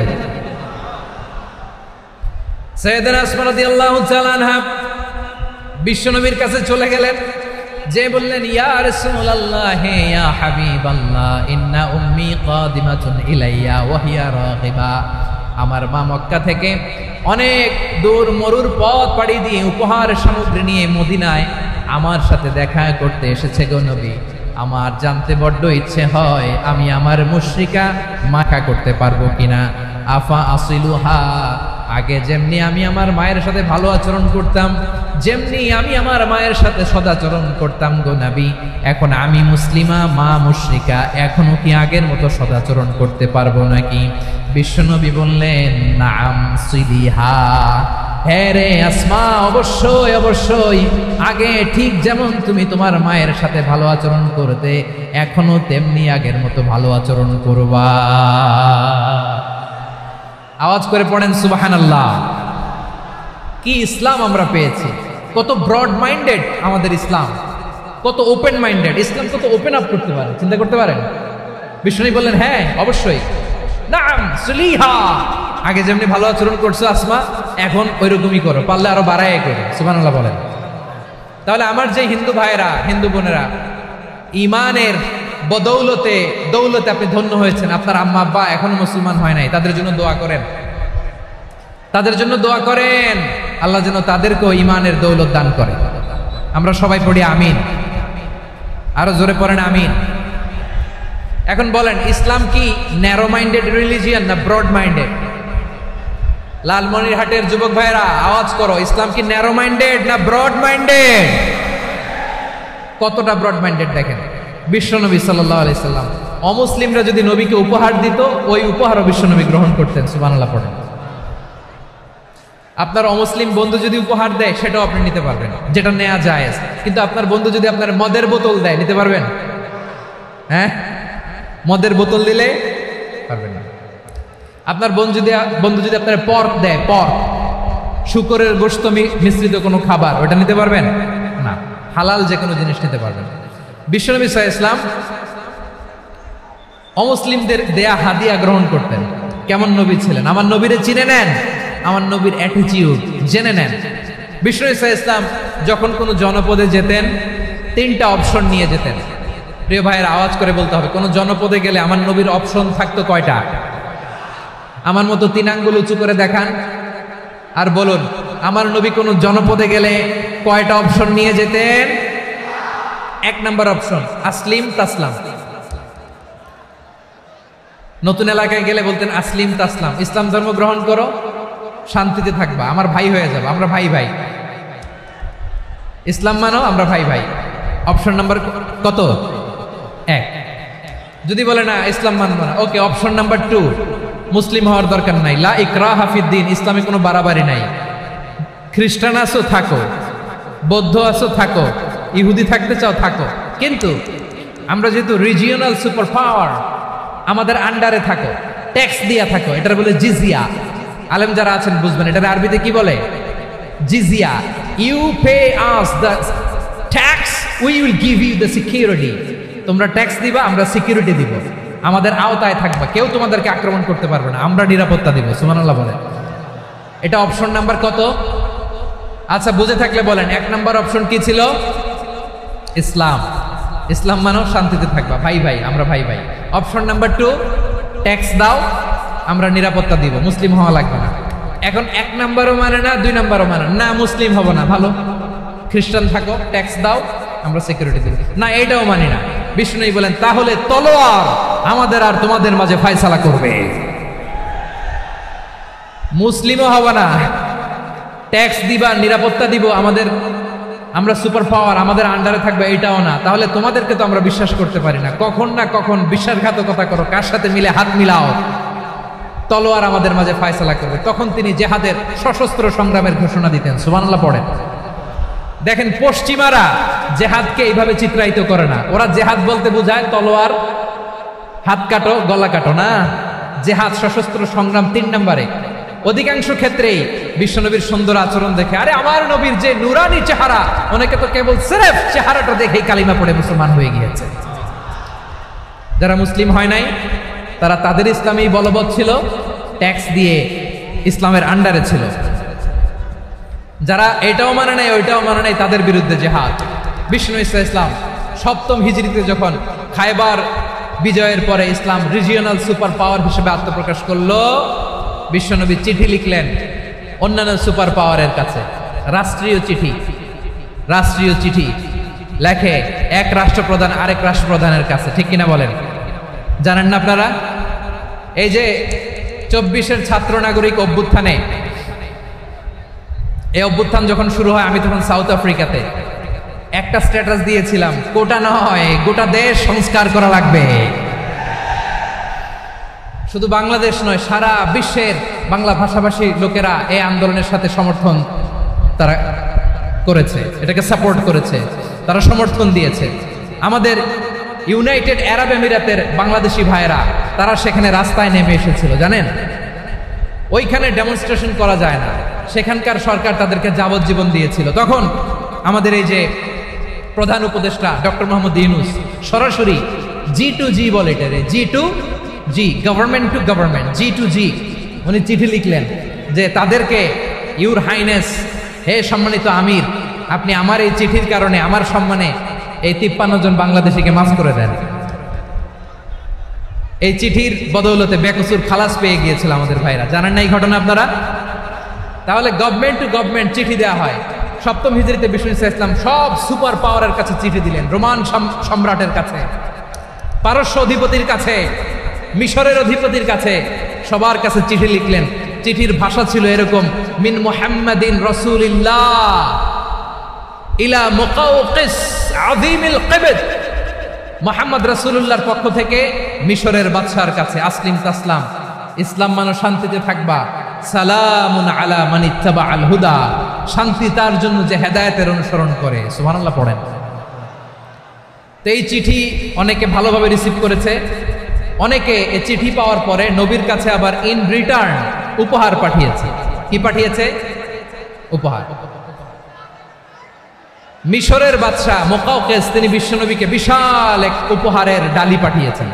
মিশরের বাদশা মুকাওকিস ছিলেন ধর্মে খ্রিস্টান। লালমনিরহাটের ভাইয়েরা আওয়াজ করে বলেন, মিশরের বাদশা ধর্মে কি ছিল? খ্রিস্টান। কি উপহার দিয়েছিল আমার নবীকে? শুনতে মনে চায়? আওয়াজ নাই লালমনিরহাটের গলায়, শুনতে মনে যায়? 1000 স্বর্ণ মুদ্রা, 1000 স্বর্ণ মুদ্রা। 2টা খ্রিস্টান দাসী, একজনের নাম মারিয়া বিনতে শামউন আল কিবতিয়া, আরেকজনের নাম সিরিন বিনতে শামউন আল কিবতিয়া। একজন খ্রিস্টান দাস 20 থান কাপড় জামা বানানোর জন্য, আমরা নবী যেন সেলাই করে জামা বানাতে পারে এজন্য 20 থান কাপড়, 20 থান ফাইন গার্মেন্ট। সুবহানাল্লাহ পড়বেন না? এরপরে একটা গাধা যেটার নাম ছিল উফাইর, আর একটা খচ্চর, এটার নাম ছিল দুলদুল। খচ্চর চিনেন? গাধা আর ঘোড়ার ক্রসিং এ যে প্রাণীটা দুনিয়াতে আসে ওটাকে খচ্চর বলে। তো এই যে সুপার পাওয়ার খ্রিস্টান বাদশার কাছে নবী চিঠি লিখলেন, ওই খ্রিস্টান বাদশা আমার নবীকে উপহার দিল। বিশ্বনবী এই উপহারগুলো সানন্দে গ্রহণ করেছেন। সুবহানাল্লাহ পড়বেন না? তাহলে অমুসলিম কেউ যদি আপনাকে উপহার দেয়, হালাল উপহার হলে আপনি গ্রহণ করতে পারবেন। অনুরূপভাবে পারস্যের বাদশা, রোম সম্রাট বিশ্বনবীকে উপহার পাঠিয়েছেন। আমার নবী সবগুলো উপহার, গিফট গ্রহণ করেছেন। সুবহানাল্লাহ বলেন। তাহলে প্রিয় লালমনিরহাট, আওয়াজ করে বলুন, ইসলাম কি ন্যারো মাইন্ডেড রিলিজিয়ন না ব্রড মাইন্ডেড? আম্মাজান আয়েশার কাছে মাসালা জানতে চায় মেয়েরা, হে আম্মাজান, অগ্নি উপাসকেরা তাদের ঈদের দিন নওরোজের সময় আমাদেরকে পাখি দেয়, নেওয়া যাবে? উনি বললেন, ওরা জবাই করে দিলে নেওয়া যাবে না, কিন্তু ওরা যদি ফল মূল এরকম খাবার দেয় এগুলো নেওয়া যাবে। তার মানে অমুসলিমদের দেয়া উপহার এটা গ্রহণ করা যায়। সুবহানাল্লাহ বলেন। শুধু তাই নয়, বিষ্ণু ঈসা ইসলাম অমুসলিমদের সাথে আর্থিক লেনদেনও করেছেন, ফিনান্সিয়াল ডিলিং করেছেন। অমুসলিমদের সাথে প্রয়োজনে আপনি ফিনান্সিয়াল ডিলিং করতে পারবেন। আমরা প্রায় দেখি বাজারের মিষ্টির দোকানগুলো আমার হিন্দু ভাইদের। লালমনিরহাটে মিষ্টির দোকান, দইয়ের দোকান কারা চালায়? হিন্দুরা চালায়। তারপরে যে বারবার শপ, চুল কাটে যে নাপিত, অধিকাংশ নাপিতের দোকানে কারা? আমার হিন্দু ভাইরা। তা আপনি চুল কাটতে পারবেন কিনা? পারবেন কিনা বলেন? পারবেন। তার দোকান থেকে দই মিষ্টি কিনতে পারবেন কিনা? হ্যাঁ, আমার মুসলিম ভাইয়ের দোকান থাকলে ওইটারে আমি বেশি প্রায়োরিটি দিব, ঠিক কিনা? কিন্তু যদি তাদের সার্ভিস নিতে চান, প্রোডাক্ট নিতে চান, পারবেন। তার দলিল সহিহ বুখারী, আম্মা জান আয়েশা রাদিয়াল্লাহু তাআলা আনহা বলেন, ইশতারা রাসূলুল্লাহ সাল্লাল্লাহু আলাইহি ওয়াসাল্লাম মিন ইয়াহুদিয়িন তুআমান ওয়া রাহানাহু দিরআহু মিন হাদিদ। রাসূল সাল্লাল্লাহু আলাইহি ওয়াসাল্লাম এক ইহুদির কাছ থেকে, কার কাছ থেকে? সবাই বলে নাই কার কাছ থেকে? আমার নবী, পেয়ারা নবী এক ইহুদির কাছ থেকে জব কিনেছিল। জব, বার্লি, যেটা দিয়ে রুটি বানায়। ওই জবের দাম দেওয়ার টাকা পয়সা নবীর কাছে ছিল না। ফলে নবী ওনার একটা পোশাককে মর্গেজ রেখেছিলেন, মর্গেজ, বন্ধক, যে এখন এটার দাম দিতে পারবো না, কয়েক কেজি বার্লি নিয়ে যাই আর বন্ধক হিসেবে আমার জামাটা রেখে গেলাম, যেদিন দাম দিব ওই দিন জামাটা ছুটায় নিয়ে যাব। সুবহানাল্লাহ পড়বেন না? বাকিতে নিছিলেন, বাকিতে। দিরআহু মিন হাদিদ, লোহার তৈরি বর্ম, মানে যুদ্ধের পোশাক, লোহা দিয়ে বানানো। বিশ্বনবী বললেন, কয়েক কেজি জব দাও, টাকাটা পরে দিব, এখন টাকা নাই, বন্ধক হিসেবে, মর্গেজ হিসেবে আমার জামা রেখে গেলাম, যখন টাকা দিব জামা ছুটায় নিবে। আওয়াজ করে বলতে হবে সুবহানাল্লাহ। এ থেকে বোঝা গেল অমুসলিমদের সাথে ফিনান্সিয়াল ডিলিং করা যায়, অর্থনৈতিক লেনদেন করা যায়, কেনাবেচা করা যায়, প্রোডাক্ট কেনা যায়। এমনকি আমাদের মসজিদে নববীতে বারান্দায় আপনার একটা অটোমেটিক ফ্লাইং আমব্রেলা দেখছেন? সূর্য যখন বাড়ে মসজিদে নববীর বারান্দায় ইয়ার্ডের মধ্যে অটোমেটিক্যালি কিছু আমব্রেলা আছে, সাঁ করে খুলে যায়, আর সূর্যের তাপ লাগে না। আবার সন্ধ্যাবেলায় এই আমব্রেলাগুলো ওরা ক্লোজ করে ফেলে, দেখেন নাই না? দেখছেন? এই মসজিদে নববীকে সর্বোচ্চ উন্নত মানের কনস্ট্রাকশন ইনফ্রাস্ট্রাকচারে ডেভেলপ করার জন্য কর্তৃপক্ষ কিছু অমুসলিম ইঞ্জিনিয়ারের, ডিজাইনারের সহায়তা নিয়েছিল। সুবহানাল্লাহ বলেন। কোন দলিলের ভিত্তিতে? এই দলিলের ভিত্তিতে যে বিষ্ণু ঈসা ইসলাম অমুসলিমদের সাথেও লেনদেন করেছেন। আওয়াজ করে বলতে হবে আল্লাহু আকবার। শুধু তাই নয়, ইন কেস অফ ইমার্জেন্সি, প্রয়োজনে ইসলামের খাতিরে, ইসলামকে সামনের দিকে এগিয়ে নিয়ে যাওয়ার জন্য অমুসলিমদের সাপোর্ট নেওয়া জায়েজ আছে। সুবহানাল্লাহ বলেন। অমুসলিমদের সাপোর্ট নেয়া, তাদের থেকে অর্থ নেয়া, পলিটিক্যাল সাপোর্ট, পলিটিক্যাল অ্যাসাইলাম নেওয়া জায়েজ আছে।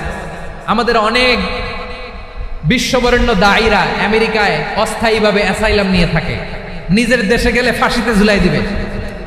যুগ যুগ ধরে দায়ীদের উপরে এরকম অত্যাচার আর নির্যাতন আছে না নাই? মিশরের অনেক দায়ীরা পাশ্চাত্যে যেয়ে থাকে, এই যে তারা পলিটিক্যাল অ্যাসাইলাম নিয়ে থাকে, রাজনৈতিক আশ্রয়, এটা জায়েজ আছে না? এটা যে জায়েজ আছে তার প্রমাণ স্বয়ং বিশ্বনবী সাল্লাল্লাহু আলাইহি ওয়াসাল্লাম পলিটিক্যাল সাপোর্ট নিয়েছিলেন অমুসলিমদের কাছ থেকে। সুবহানাল্লাহ বলেন। খুব মজাদার একটা ঘটনা শুনবেন, আপনাদের আগ্রহ দেখে তো মনে হয় না শোনার ইচ্ছা আছে। আছে আছে, গলায় জোর আছে। লিল্লাহি তাকবীর, লিল্লাহি তাকবীর, নারে তাকবীর। মাশাআল্লাহ।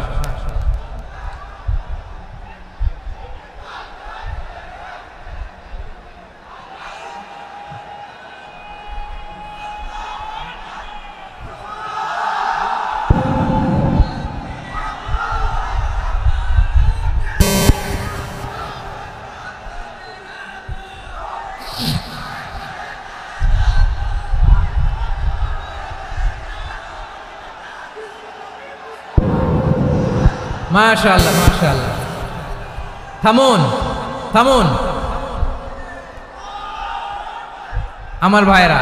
বিশ্বনবীর বয়স তখন প্রায় 51 বছর। কত বছর? বিশ্বনবীর সবচেয়ে কাছের মানুষ খাদিজা রাদিয়াল্লাহু তাআলা আনহা ইন্তেকাল করেছেন। বিশ্বনবী বড্ড কষ্ট পেলেন, হৃদয়টা ভেঙে খান খান।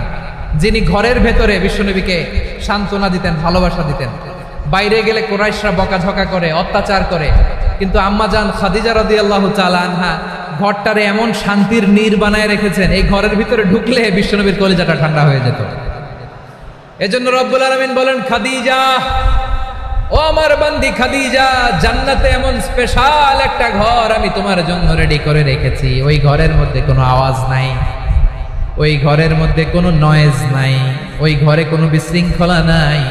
কারণ মক্কার জমিনে আমার নবী কুরাইশদের বিশৃঙ্খলা, নয়েজ আর ঝামেলাগুলোকে উপেক্ষা করে যখন তোমার ঘরের ভিতরে ঢুকতো, ঘরটারে তুমি শান্তির নীড়, ঠান্ডা, নীরব, নিস্তব্ধ, নিঝুম আর শান্তির নীড় বানিয়ে রেখেছ।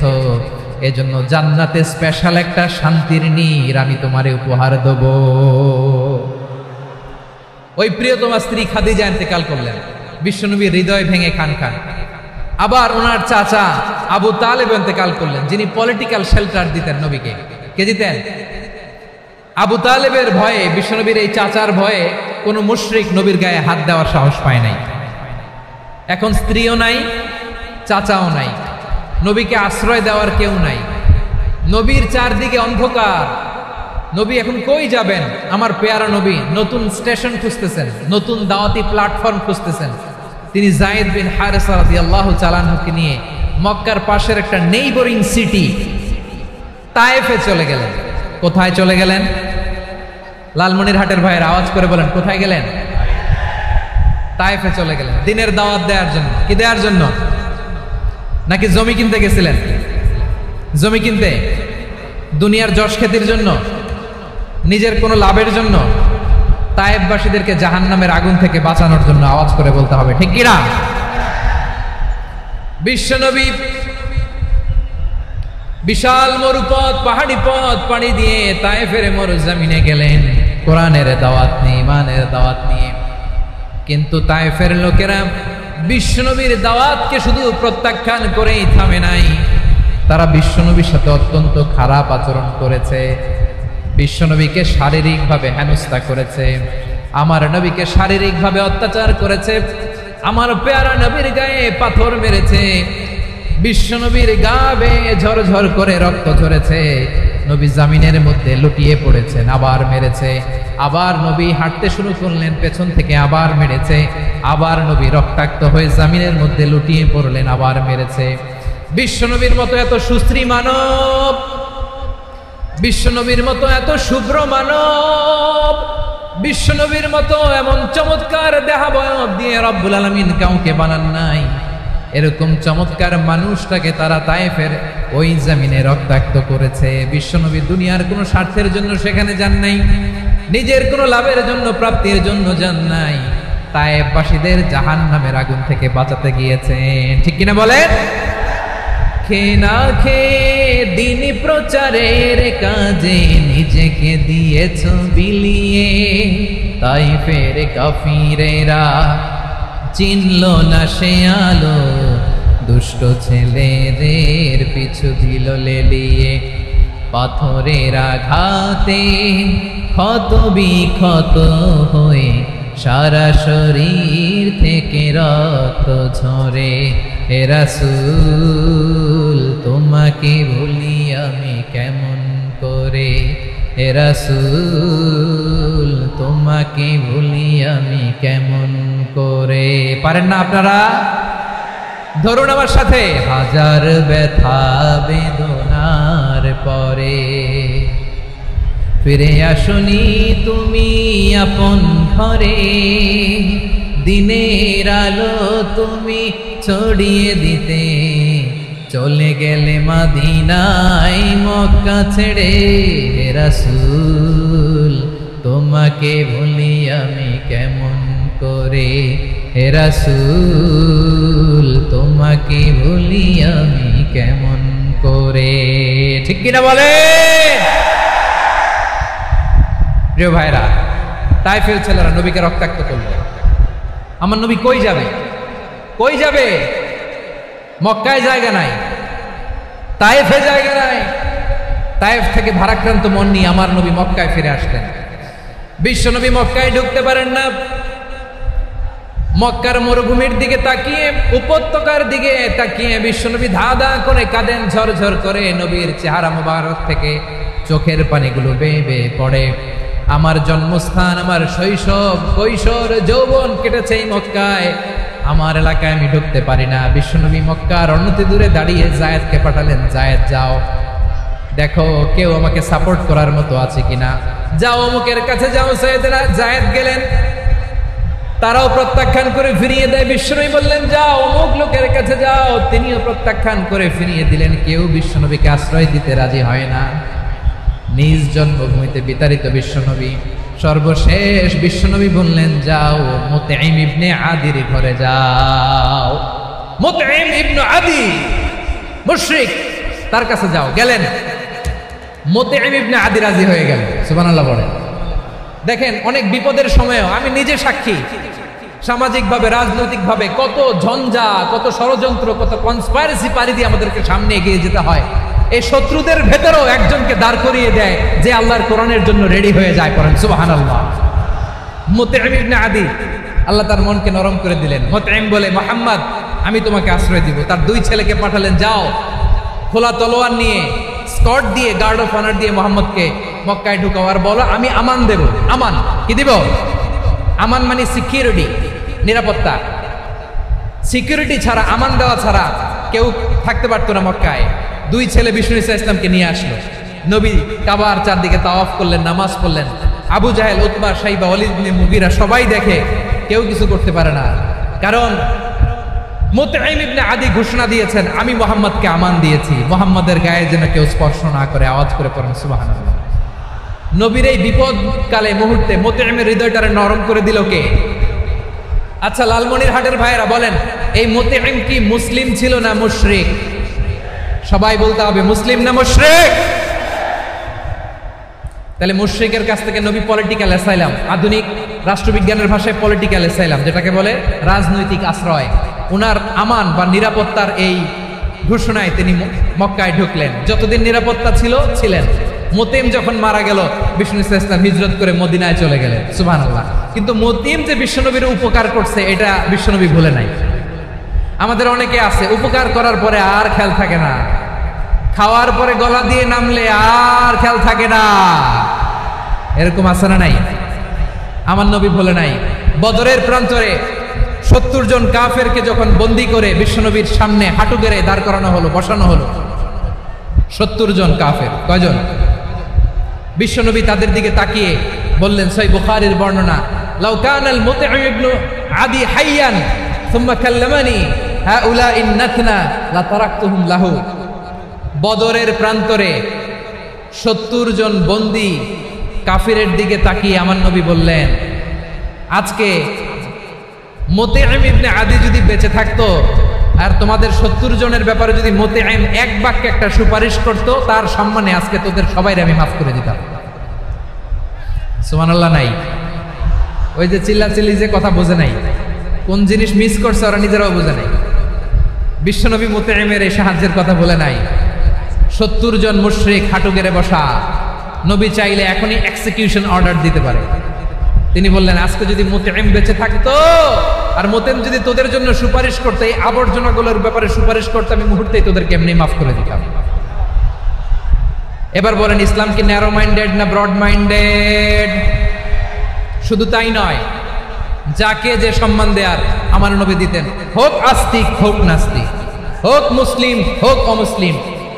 বিষ্ণু ইসলাম যখন রোমান সম্রাটের কাছে চিঠি লিখেছেন, আমার প্রিয় লালমনিরহাটের ভাইরা, অল্প কয়েক মিনিট কয়েকটা জরুরি কথা বলবো, এদিকে তাকান, এদিকে তাকান।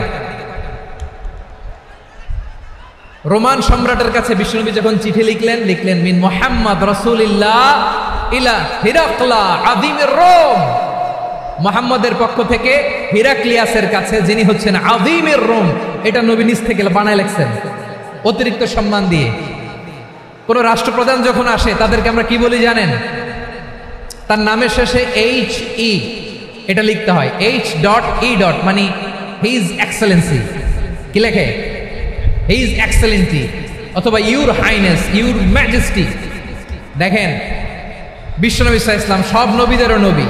তিনি একজন মুশরিক খ্রিস্টান সম্রাট, রোমান সম্রাটের কাছে চিঠি লিখতে যেয়ে লিখতেছে, ইলা হিরাকলা আযীমির রোম। হিরাক্লিয়াসের কাছে আমার চিঠি, যিনি রোমের আযীম, হিজ হাইনেস, মানে রোমের অনেক সম্মানিত এক বাহাদুর। আওয়াজ করে বলেন সুবহানাল্লাহ। তার মানে যাকে যে সম্মান দেয়ার, এটা বিশ্বনবী দিতেন। এমনকি যে ইহুদিরা ভালো ছিল, এই ইহুদিদেরও প্রশংসা করেছেন বিশ্বনবী মুহাম্মদুর রাসূলুল্লাহ সাল্লাল্লাহু আলাইহি ওয়াসাল্লাম। এক ইহুদির প্রশংসা করেছেন বিশ্বনবী। ইহুদির কার? আমি তো আমার ভাইয়ের প্রশংসা করি না, আমি তো এক আলেম আরেক আলেমরে স্পেস দেই না,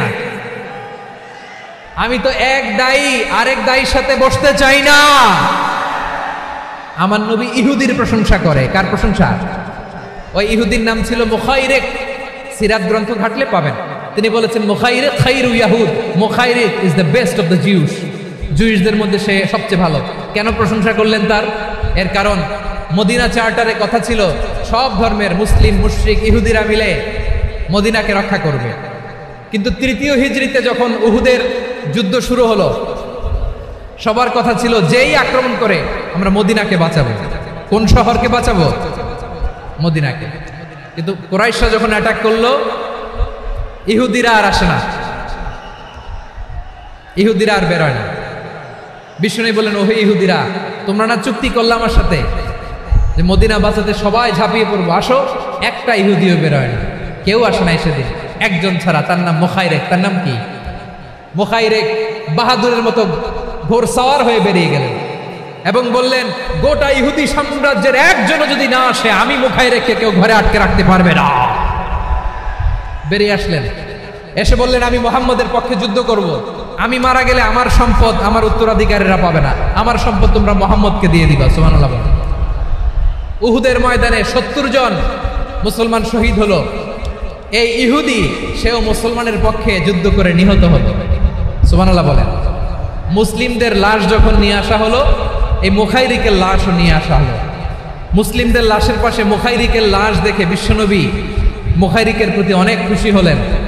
আর বিশ্বনবী খুশি হয়ে বললেন, মুখাইরিক খায়রু ইয়াহুদ। মুখাইরিক, যদিও তুমি ইহুদি, তারপরে তুমি সব ইহুদিদের মধ্যে সেরা ইহুদি। পড়েন সুবহানাল্লাহ। আমার নবী ইহুদিকেও সম্মান দিতে কার্পণ্য করে নাই। আওয়াজ করে বলেন আল্লাহু আকবার। প্রিয় ভাইরা, এবার সর্বশেষ আওয়াজ করে বলেন, ইসলাম কি ন্যারো মাইন্ডেড নাকি ব্রড মাইন্ডেড? সবাই বলেন, ন্যারো মাইন্ডেড না ব্রড মাইন্ডেড? এজন্য অমুসলিম হইলেই তারা আমাদের শত্রু নয়। শত্রু কারা? এই লালমনিরহাটের ভাইরা শোনেন, শত্রু কারা? যে সমস্ত অমুসলিম আমাদেরকে নিশ্চিহ্ন করে দিতে চায়, যে সমস্ত অমুসলিম আমাদের ভূখণ্ড থেকে আমাদেরকে তাড়িয়ে দিতে চায়, যে সমস্ত অমুসলিম আমার ধর্ম নিয়ে তুচ্ছতাচ্ছিল্য করে চিল্লায় বলেন ঠিক কিনা, তারা আমাদের শত্রু।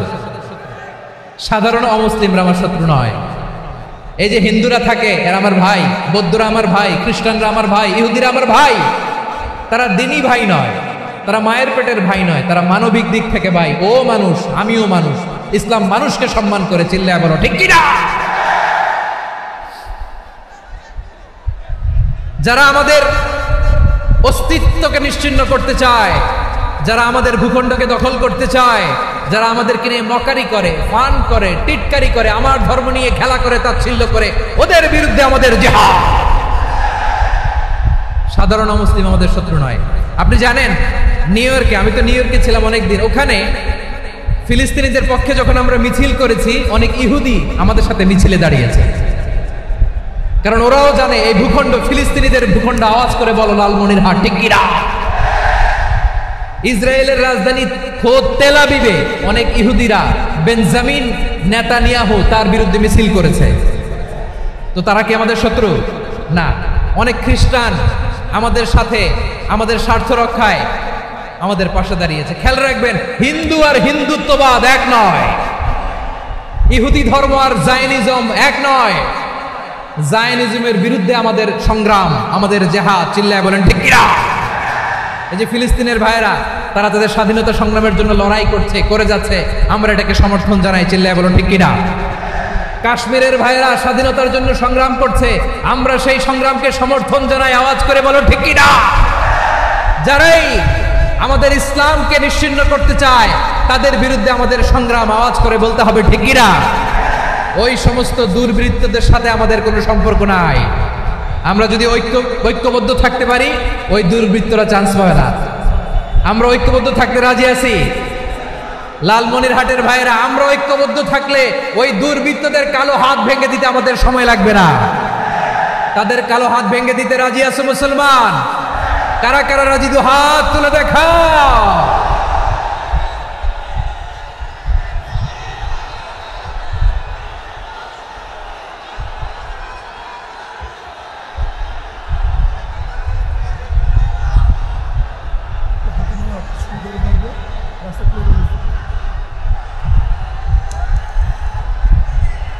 আমার প্রাণ প্রিয় লালমনিরহাটের ভাইরা, শত্রু কাফের আর অশত্রু কাফেরের মধ্যে পার্থক্য আছে না নাই? আবু তালেবও মুশরিক, আবু জাহেলও মুশরিক, কিন্তু দুই মুশরিকে পার্থক্য আছে না নাই? আবু তালেব নবীর চাচা, মুশরিক, মারা গিয়েছে মুশরিক অবস্থায়, কিন্তু আজীবন আমার নবীকে আগলে রেখেছে, আমার নবীকে সাপোর্ট করেছে, ভালোবেসেছে। আবু জাহেলও মুশরিক, মারা গিয়েছে মুশরিক হিসেবে, আজীবন আমার নবীর বিরুদ্ধাচরণ করেছে। আবু জাহেলের শক্তি, সামর্থ্য, স্ট্র্যাটেজি, প্ল্যান সব আমার নবীর বিরুদ্ধে ছিল। আবু জাহেলের কারণে একটা দিন শান্তিতে আমার নবী মক্কায় ঘুমাতে পারে না। চিল্লায় বলেন ঠিক কিনা। এজন্য রব্বুল আলামিন বলেন, লা ইয়ানহাকুমুল্লাহু আনিল্লাযীনা লাম ইউকাতিলুকুম ফিদ-দীনি ওয়া লাম ইখরিজুকুম মিন দিয়ারিকুম আন তাবাররুহুম ওয়া তুকসিতু ইলাইহিম ইন্নাল্লাহা ইউহিব্বুল মুকসিতিন।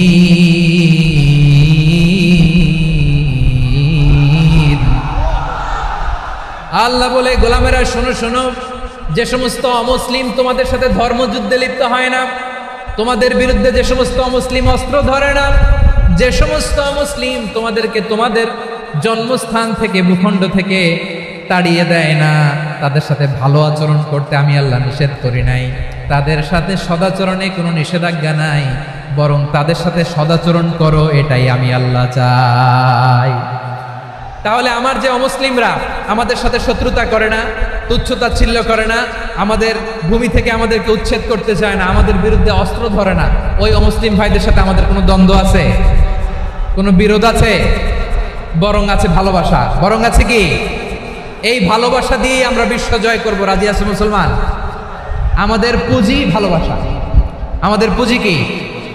এবার আওয়াজ করে বলেন, আমার এই পুরো আলোচনা থেকে the religious coexistence, peaceful coexistence, শান্তিপূর্ণ সহাবস্থান, কমিউনাল হারমোনি, এই সাম্প্রদায়িক সম্প্রীতি, এই আলোচনা থেকে কি বুঝলেন? ইসলাম কি ন্যারো মাইন্ডেড না ব্রড মাইন্ডেড? এই ব্রড মাইন্ডেড হৃদয় নিয়ে, ভালোবাসা দিয়ে আমরা বিশ্ব জয় করতে চাই। রাজি আছেন? আল্লাহ কবুল করুক। আমরা সবাই পড়ি আমিন। লালমনিরহাটের জেলা স্টেডিয়ামে আমার প্রিয় মায়েরা, বোনেরা, আপনাদের জন্য একটা হাদিস বলে শেষ করব। বিশ্বনবী বলেন, আমার মায়েরা খেয়াল করে শুনুন, বিশ্বনবী আপনাদের উদ্দেশ্য করে বলেন, আল মারআতু ইযা সাল্লাত খামসাহা ওয়া সামাত শাহরাহা হাফিজাত ফুরুজাহা আতাআত বা'লাহা ফালতাদখুল মিন আইয়ি আবওয়াবিল জান্নাতি শাআত।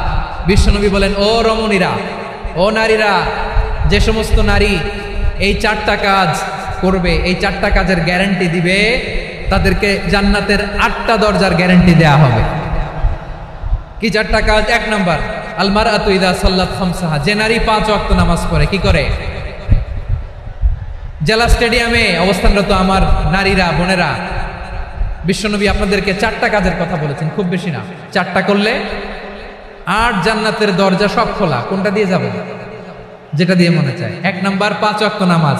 আমার বোনেরা জোহরের নামাজ পড়তে পড়তে এটা আসরে নিয়ে যায়, আসর পড়তে পড়তে এটা মাগরিবে নিয়ে যায়। এরকম আসরা নাই? লালমনিরহাটে হয়তো নাই। আমার বোনেরা এটা করবেন না। ইন্নাস সালাতা কানাত আলাল মুমিনিনা কিতাবাম মাওকুতা, সময় মতো পড়বেন। সামাত শাহরা, রমাদানের রোজাগুলো রাখবেন। হাফিজাত ফুরুজাহা, যে নারী তার চরিত্রকে হেফাজত করে, তার প্রাইভেট হেফাজত করে, তার লজ্জাস্থান হেফাজত করে। ও মায়েরা, আপনার এই গর্ভ যে কত দামি আপনি জানেন না। আপনার এই গর্ভ থেকে জন্মাবে আগামী সালাহুদ্দিন আল আইয়ুবী। আপনার গর্ভ থেকেই জন্মাবে ইমাম আল মাহদি আল মুনতাদা। আপনার পেট থেকে জন্মাবে আবু সাইদের মতো বীর সৈনিক। আপনার পেট থেকে জন্মাবে মুগ্ধের মতো বীর মুজাহিদ। আপনি জানেন না কে আসবে আপনার পেট থেকে। সময়টাকে কাজে লাগান, ইসলামকে বুঝেন, মানেন, আমাদের ইসলামিক লেকচারগুলো শোনেন। আমরা যে বার্তাগুলো, ইনস্ট্রাকশনগুলো, দিক নির্দেশনাগুলো আপনাদের খেদমতে রাখি, এগুলো মেনে চলুন। আপনিই পারেন আপনার ঘরটাকে জান্নাতের টুকরা বানাতে। একটা family, it's a very big institution and you are the MD, the managing director of this institution. চিল্লায় বলেন ঠিক কিনা? চাইলেই পারেন ঘরটারে জান্নাতের টুকরা বানাতে। 5 ওয়াক্ত সালাত, রমাদানের রোজা, নিজের চরিত্রের হেফাজত, ও আতাআত বা'লাহা, স্বামীর আনুগত্য। এটাতে অনেকে ভুল করে থাকে। হায় রে আমার বোনেরা, স্বামীর আনুগত্যকে এটা নিজের অপমান মনে করবেন না। আপনার স্বামী আপনার সবচেয়ে বড় গার্ডিয়ান, তিনি আপনার সবচেয়ে ভালো চায়। নারী কখনো গার্ডিয়ানশিপের বাইরে থাকতে পারে না। হয় আপনি বাবার গার্ডিয়ানশিপের ভেতরে, বাপ না থাকলে ভাই আপনার গার্ডিয়ান, ভাই না থাকলে চাচা গার্ডিয়ান, বিয়ের পরে আপনার স্বামী আপনার গার্ডিয়ান। শরিয়া সম্মত স্বামীর আদেশগুলো আপনি মেনে চলবেন, কিন্তু শরিয়া বিরুদ্ধ কোনো আদেশ মানতে আপনি বাধ্য নয়। আওয়াজ করে বলুন সবাই ঠিক কিনা? এই 4টা কাজ যদি কোনো নারী করে, বিশ্বনবী বলেন জান্নাতের 8টা দরজা খোলা। তোমার যেটা দিয়ে মনে চায় সেটা দিয়ে জান্নাতে তুমি এন্ট্রি নিতে পারবা। আমরা এখানে লালমনিরহাটের সোহরাওয়ার্দী ময়দানে আজকে যেমন একত্রিত হতে পারলাম, আল্লাহর জান্নাতেও যেন একত্রিত হতে পারে। আল্লাহ তুমি তৌফিক দান করো। আল্লাহ আমার এই কলিজার টুকরা যুবক ভাইদেরকে তুমি ওমরে ফারুকের মতো কবুল করো। জেলা স্টেডিয়ামে অবস্থানরত আমার মা বোনদেরকে তুমি ফাতেমার মতো, খাদিজার মতো কবুল করো। আমাদের কলিজার টুকরা সন্তানদেরকে তুমি সালাউদ্দিন আল আইয়ুবীর মতো কবুল করো। এই যে ইসলামিক সোসাইটি লালমনিরহাটকে আল্লাহ তুমি কবুল করো। আল্লাহ যে কথাগুলো বললাম এগুলো প্রথমে আমাকে, আমার সব ভাইদেরকে আমল করার তৌফিক দান করো।